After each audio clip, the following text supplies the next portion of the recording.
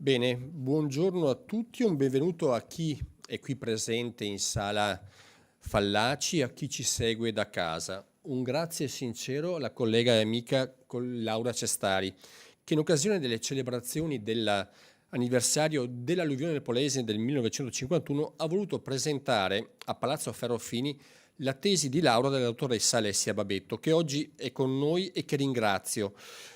Il titolo della tesi era appunto Le voci del Polesine, letteratura, cronaca, memoria dell'alluvione del 51, e sarebbe bello se la presentazione odierna, trasmessa in streaming nella pagina Facebook del Consiglio regionale, ma disponibile anche nel nostro canale YouTube, potesse essere vista dagli studenti di tutto il Veneto magari proprio martedì 14 novembre. Lo dico perché quell'evento segnò in maniera terribile non solo il Polesine, ma tutta la nostra regione. A fatica la nostra terra, uscita sconquassata dal secondo conflitto mondiale e dalla guerra civile, era ancora lontana dalla ripresa e quanto accadde nel Polesine fu un'ulteriore drammatica tragedia. Dal 51 al 61 emigrarono più di 100.000 polesani. La popolazione residente di Adria nel 51 era 35.000 abitanti, nel 61 era scesa a 25.787. L'alluvione del 51 fu determinante, ma non fu l'unico fattore, sebbene fu un elemento scatenante con i suoi 180.000 senza tetto, oltre un centinaio di morti causate dalle ondate di piena in una terra già duramente provata. La ricerca di lavoro spinse i polesani verso le aree industrializzate del paese, Lombardia e Piemonte in primis. Ecco perché saluto questa iniziativa dell'amica Laura Cestari con sincera gratitudine, perché essa ci pone davanti a una pagina di storia che l'Italia ha dimenticato. Non la dimentica il Polesine, e la ricerca della dottoressa Alessia Babetto è una singolare e importante testimonianza che va ad arricchire la biblioteca di studi sull'emigrazione veneta, non senza dimenticare che quella degli anni 50 fu un'emigrazione che andava a sommarsi a quelle ottocentesche verso il Sud America e a quelle della prima metà del Novecento, con tanti polesani e rodigini impegnati nell'agro pontino, ad esempio, come in Germania e nell'America Latina. Ma non c'è solo l'aspetto socio-economico di questa pagina di storia, c'è un nodo ambientale, il rapporto con il grande fiume e l'essere umano, tra l'essere umano e la natura. Ieri abbiamo commemorato la tragedia del Vajont, altra grande ferita della nostra terra, e viene spontaneo aggiungere a questi due tragici eventi anche un terzo episodio, la grande alluvione del 66, famosa per Venezia e Firenze, ma che investì e devastò l'intero Veneto e nel Rodigino soprattutto, Porto Tolle con l'isola della Donzella inondata e Scardovari, cui argini resistettero fino al 17 novembre per poi cedere. Venezia è stata grande nella storia perché seppe convivere con l'acqua e con la natura, ed è questa la strada che dobbiamo imboccare anche noi. Tesi di laurea come quella della dottoressa Babetto sono importanti perché ce lo ricordano. Adesso cedo la conduzione alla collega Cestari, che ringrazio ancora per aver voluto fortemente questa iniziativa. Laura, prego.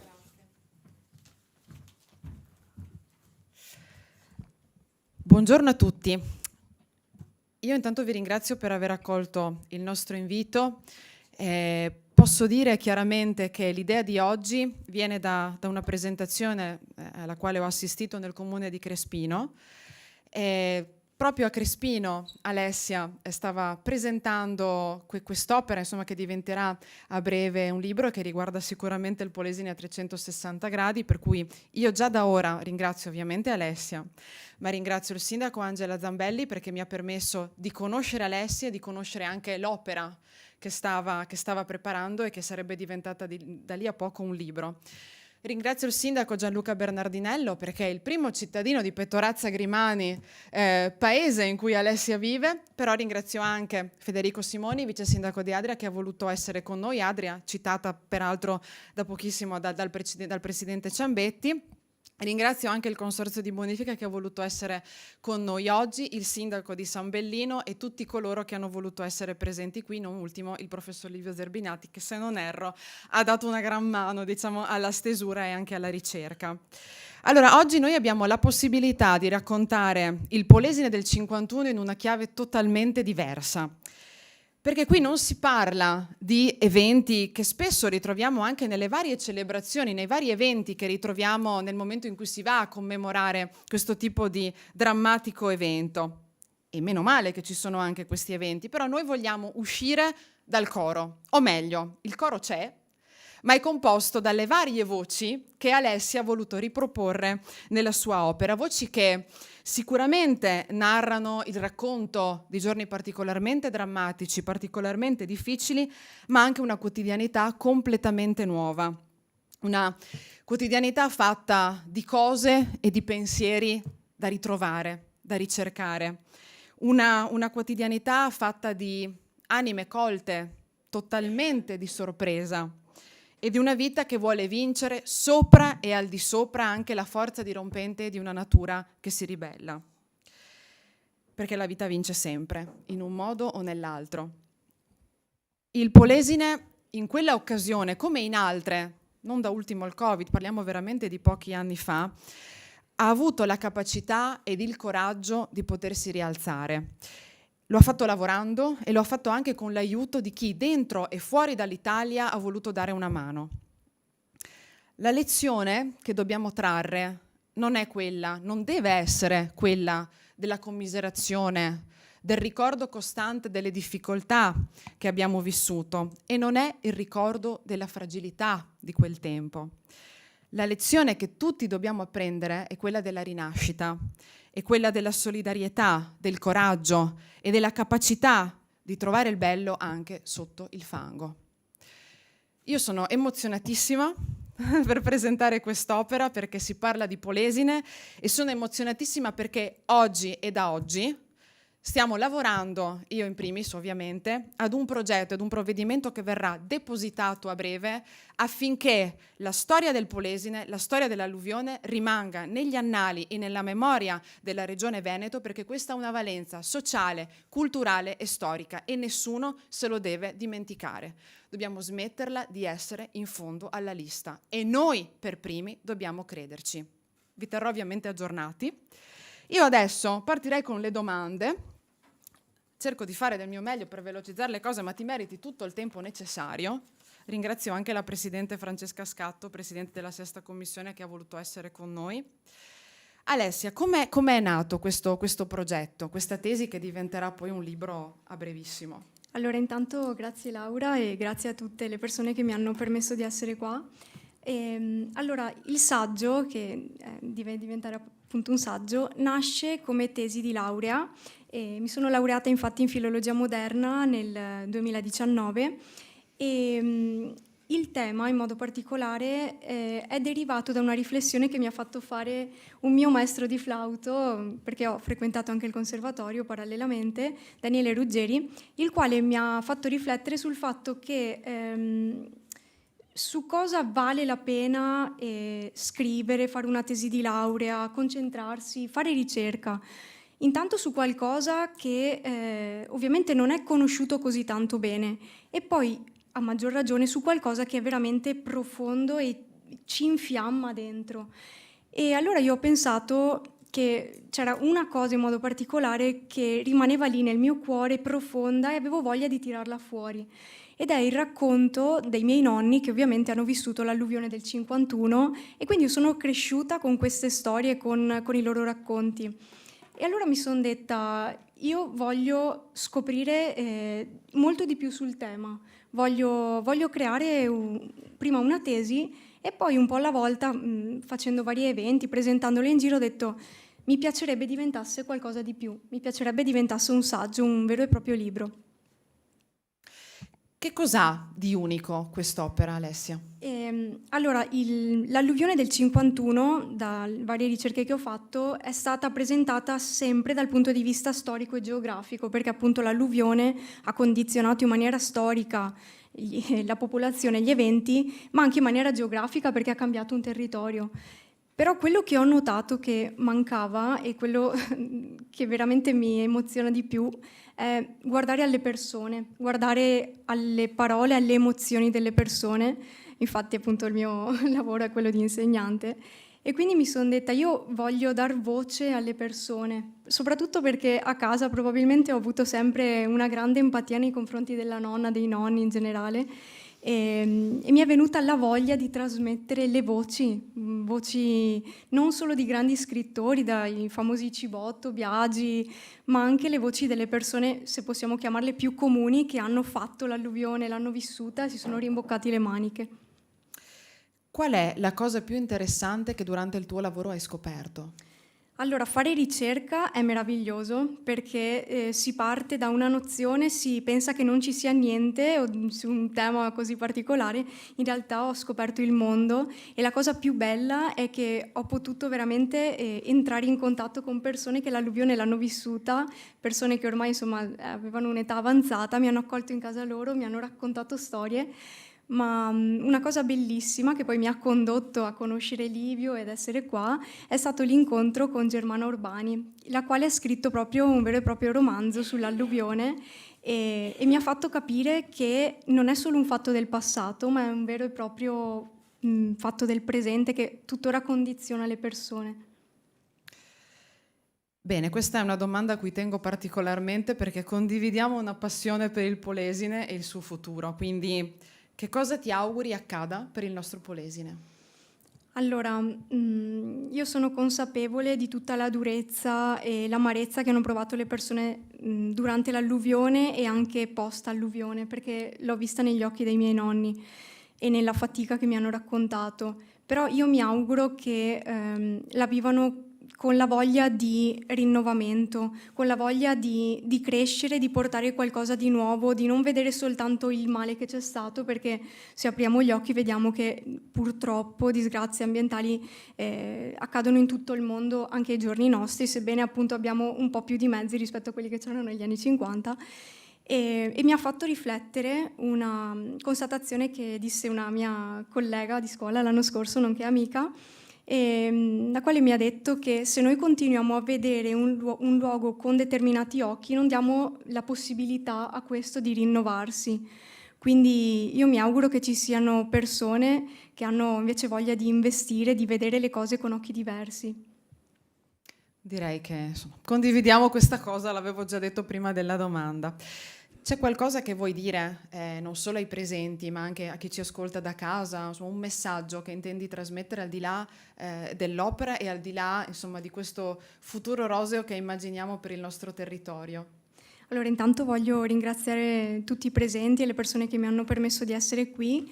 Come scrivo nella mia introduzione, sembra un po' strano o poco coerente il fatto che proprio io, che da diversi anni sono andata via dal Polesine, abbia scritto relativamente a questo argomento.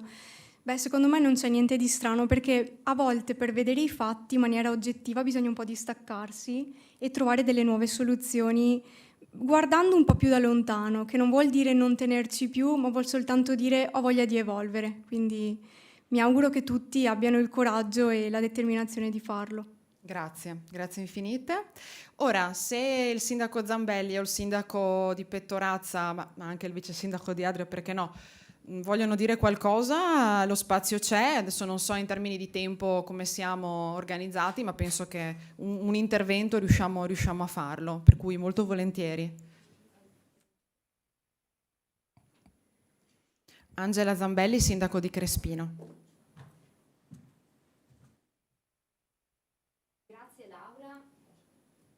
Grazie Laura Cestari per questa bella opportunità che tu dai al nostro territorio. Sono affascinata dalla fine intelligenza e profonda sensibilità di questa giovane donna.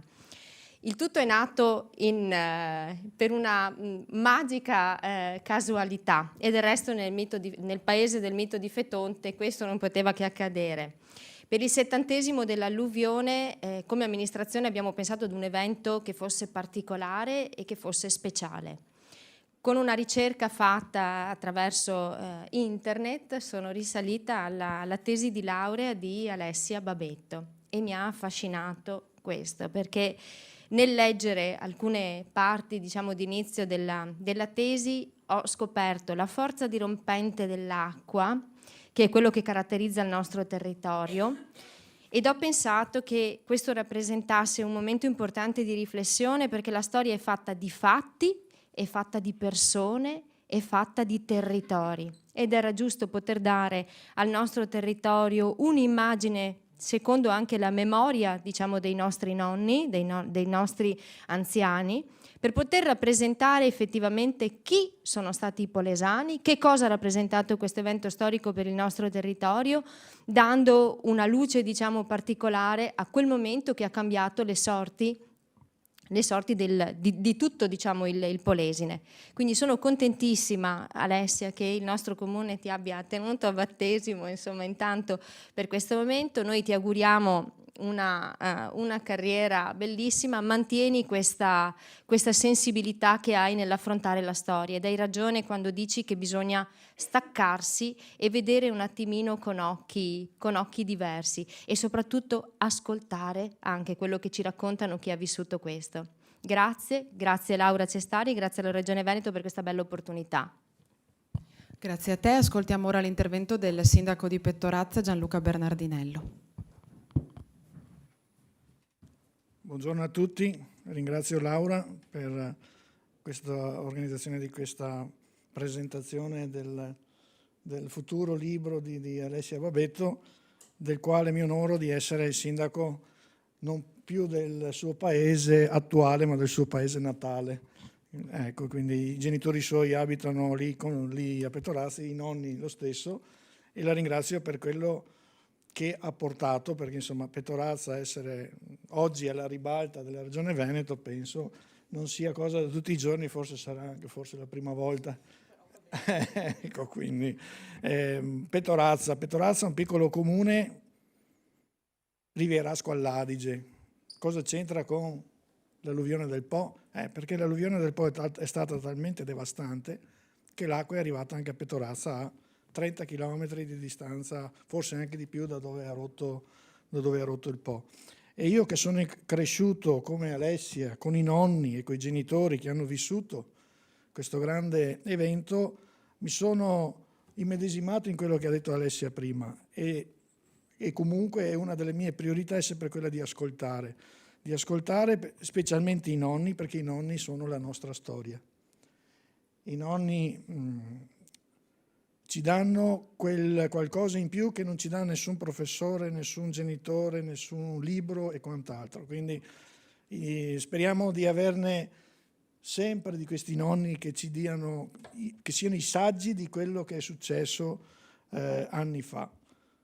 Non mi dilungo di più. Ringrazio nuovamente Laura, ringrazio Alessia. Ti ho promesso che facciamo la presentazione del libro a Pettorazza e quindi ci troveremo prossimamente. Grazie. Io ringrazio tutti, mi stanno entrando, quindi mi sa che tra un po' dobbiamo chiudere. No? Bah, posso andare? Ah, fantastico!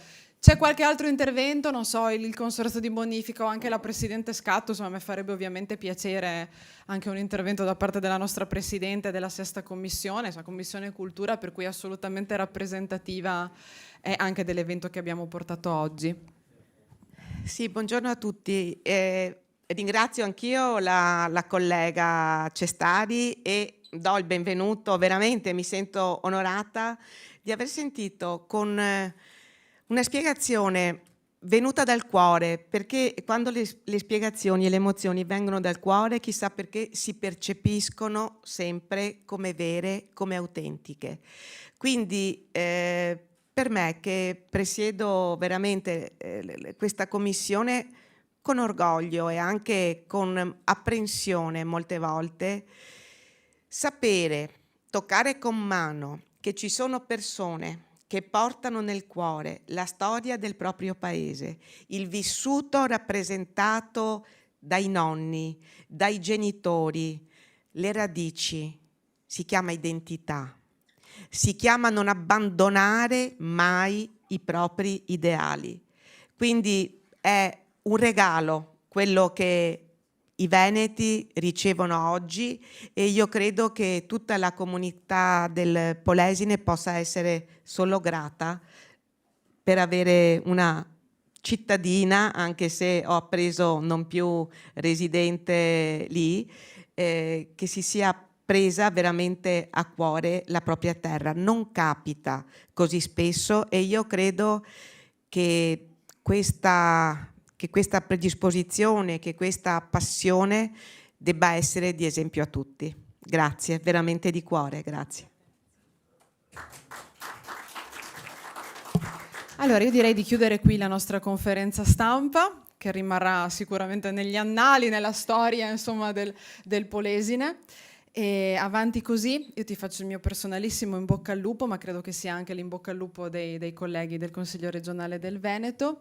Facci sapere ovviamente se ci sono degli aggiornamenti da parte mia. Insomma, io credo di essere a contatto con il territorio, per cui nella maniera più efficace ed efficiente possibile mi impegnerò, insomma, ad aggiornarvi anche sul futuro provvedimento che verrà depositato in Regione e che avrà ancora una volta, e se lo merita, il Polesine protagonista. Grazie a tutti.